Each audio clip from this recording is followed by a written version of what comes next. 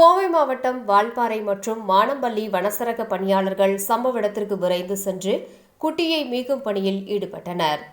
சம்பவ இடத்திற்கு ஜேசிபி இயந்திரம், மருத்துவ உதவிகள், யானைக்கு தேவையான பழங்கள் ஆகியவை வரவழைக்கப்பட்டு சுமார் 6 மணி நேர முயற்சிக்கு பின்னர் யானை குட்டியுடன் நலமுடன் மீட்கப்பட்டது. இந்த மீட்பு பணி நடைபெறும் பொழுது சம்பவ இடத்திலேயே இருந்த தாய் யானையானது குட்டி மீட்கப்பட்டவுடன் குட்டியை அழைத்து கொண்டு அருகில் உள்ள வனப்பகுதிக்குள் தனது கூட்டத்தினருடன் சென்று சேர்ந்துள்ளது.